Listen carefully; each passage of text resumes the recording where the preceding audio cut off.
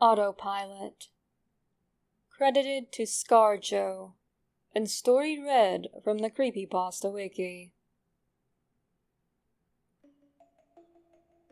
Have you ever forgotten your phone? When did you realize you'd forgotten it? I'm guessing you didn't just smack your forehead and exclaim, "Damn," apropos of nothing. The realization probably didn't dawn on you spontaneously.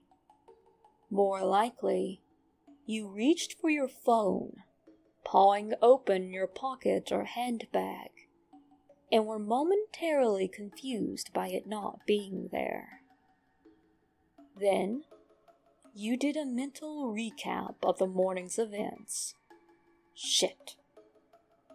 In my case, my phone's alarm woke me up as normal, but I realized the battery was lower than I expected.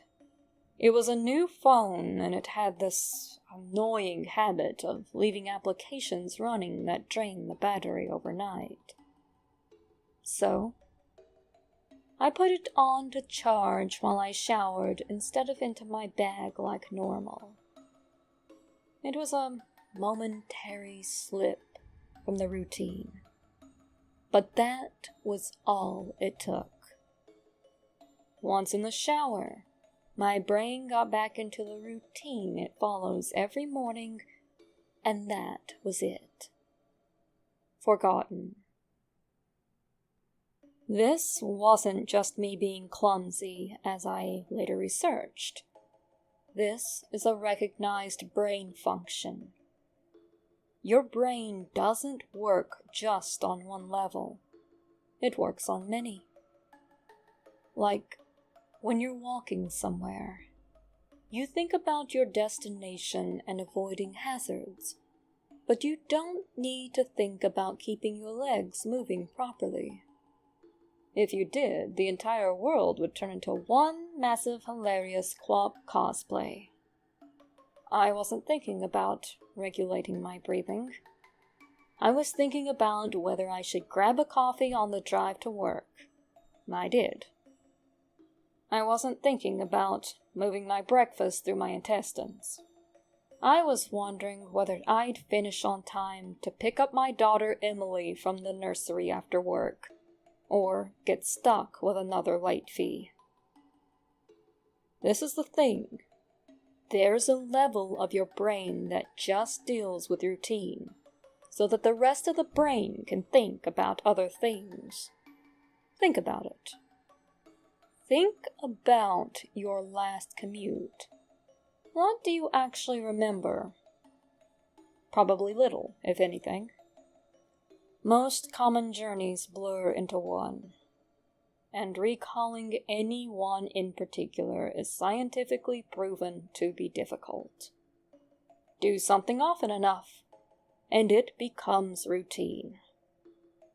Keep doing it, and it stops being processed by the thinking bit of the brain and gets relegated to a part of the brain dedicated to dealing with routine.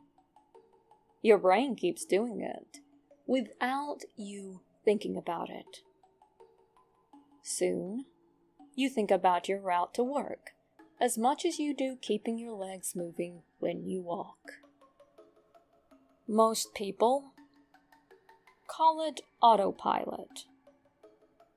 But there's a danger there. If you have a break in your routine, your ability to remember and account for the break is only as good as your ability to stop your brain going into routine mode.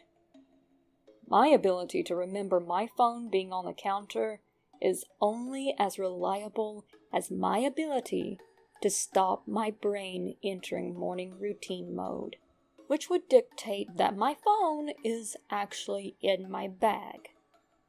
But I didn't stop my brain entering routine mode. I got in the shower as normal. Routine started. Exception. Forgotten. Autopilot. Engaged. My brain was back in the routine. I showered. I shaved. The radio forecasted amazing weather. I gave Emily her breakfast and loaded her into the car. She was so adorable that morning. She complained about the bad sun in the morning blinding her, saying it stopped her having a little sleep on the way to the nursery, and left. That was the routine. It didn't matter that my phone was on the counter, charging silently. My brain was in the routine, and in the routine, my phone was in my bag. This is why I forgot my phone.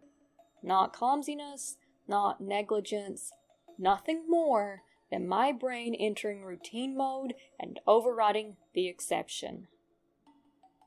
Autopilot engaged. I left for work. It's a swelteringly hot day already. The bad sun had been burning since before my traitorously absent phone woke me. The steering wheel was burning hot to the touch when I sat down. I think I heard Emily shift over behind my driver's seat to get out of the glare. But I got to work, submitted the report, attended the morning meeting. It's not until I took a quick coffee break and reached for my phone that the illusion shattered. I did a mental restep. I remembered the dying battery. I remembered putting it on to charge. I remembered leaving it there. My phone was on the counter. Autopilot disengaged. Again, there lies the danger. Until you have that moment, the moment when you reach for your phone and shatter the illusion, that part of the brain is still in routine mode. It has no reason to question the facts of the routine. That's why it's a routine. The act of repetition. It's not as if anyone could say, "Why didn't you remember your phone? Didn't it occur to you? How could you forget? You must be negligent." This is to miss the point.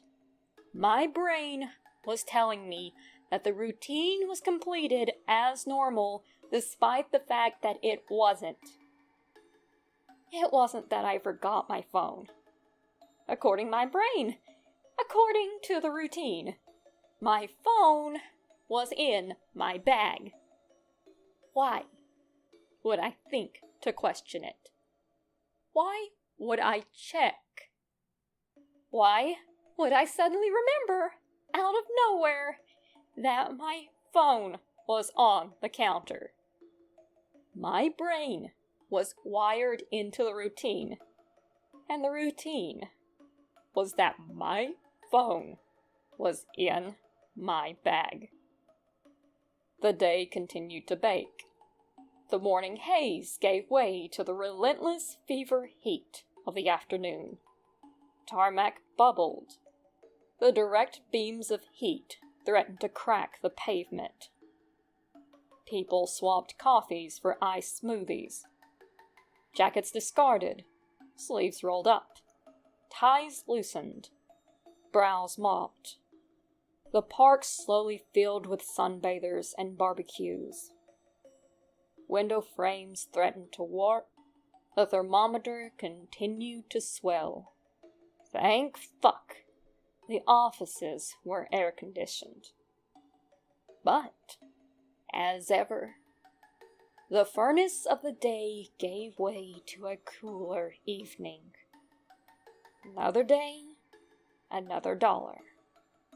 Still cursing myself for forgetting my phone, I drove home.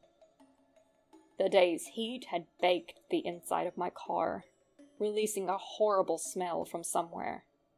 When I arrived on the driveway, the stones crunching comfortably under my tires, my wife greeted me at the door. "Where's Emily?" Fuck! As if the phone wasn't bad enough. After everything, I'd left Emily at the fucking nursery after all. I immediately sped back to the nursery. I got to the door and started practicing my excuses, wondering vainly if I could charm my way out of a late fee. I saw a piece of paper stuck to the door. Due to vandalism overnight, please use side door. Today only. Overnight? What? The door was fine this morning. I froze. My knees shook. Vandals. A change in the routine. My phone was on the counter. I hadn't been here this morning. My phone was on the counter. I'd driven past because I was drinking my coffee. I had not dropped off Emily. My phone was on the counter. She'd moved her seat. I hadn't seen her in the mirror. My phone was on the counter. She'd fallen asleep out of the bad sun. She didn't speak when I drove past her nursery. My phone was on the counter. She'd changed the routine.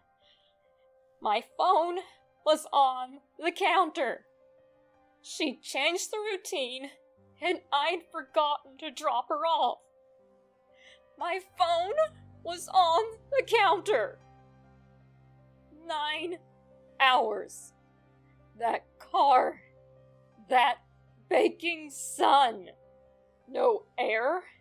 No water. No power. No help. That heat. A steering wheel too hot to touch. That smell. I walked to the car door. Numb. Shock. I opened the door. My phone was on the counter. And my daughter was dead. Autopilot disengaged.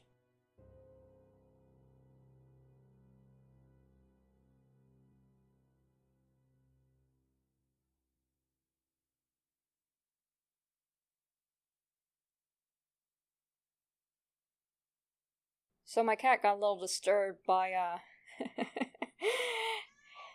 not that cat, the other cat, got a little disturbed by my voice during part of this, and here's what happened. 9 hours. That car. That baking sun. No air. No water. I'm good, baby. I'm good, baby. I'm just reading the story. I'm good, baby.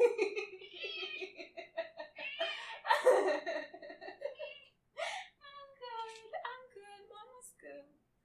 Mama's good. Okay.